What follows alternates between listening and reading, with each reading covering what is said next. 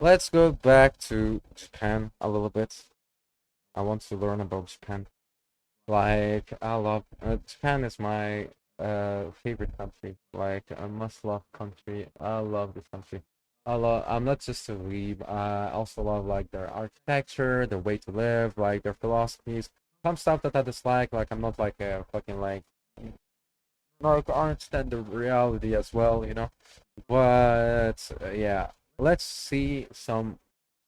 Let's learn about some Japanese mythology. The Oni.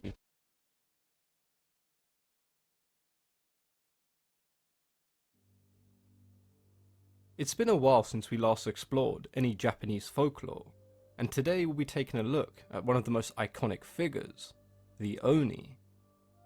Roughly translated, These days, you probably heard the name Oni just because of Oni masks, scary, cool-looking masks.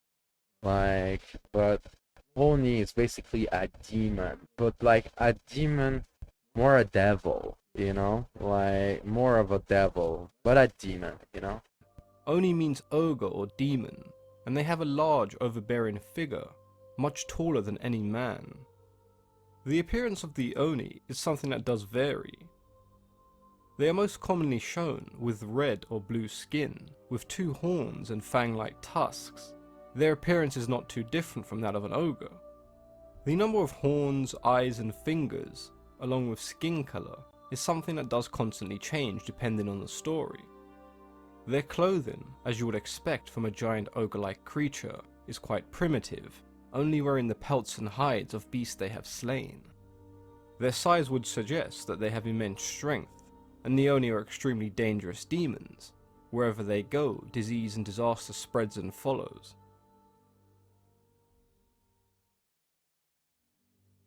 Oni were originally once human, but they are born when a truly evil.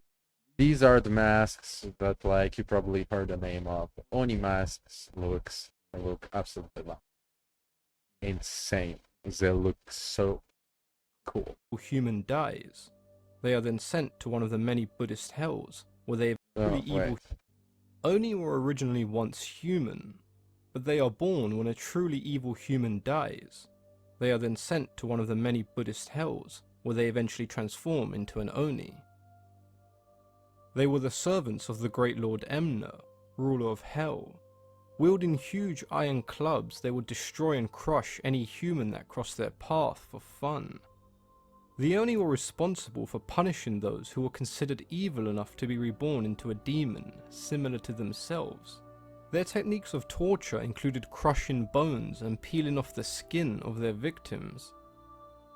Onis were the foot soldiers of choice for the great generals of the underworld, and there have been occasions where a human soul is so evil and beyond any kind of redemption that they transform into an Oni while still alive, remaining on Earth, terrorizing the living.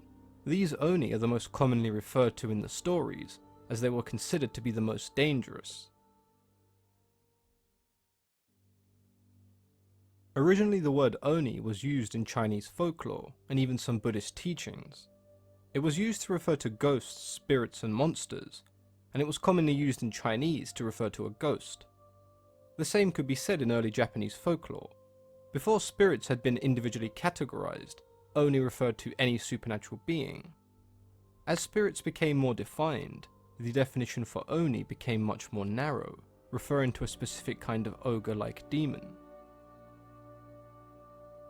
When looking into stories regarding the Oni, the one that I kept coming across was the story of Shuten Dōji. Shuten Dōji was a very smart but troubled orphan child. At a very early age, he became a monk, but it was a lifestyle that he could not adapt to. He would often get into fights with the other monks and lacked any kind of respect for his peers. He was lazy, and he would rather spend his time drinking rather than studying. This earned him the nickname Shuten Dōji, meaning little drunkard. During one of the festivals, Shuten Dōji decided that he would play pranks during the celebration. He decided that he would wear an Oni mask and hide in the darkness, waiting to scare the festival goers.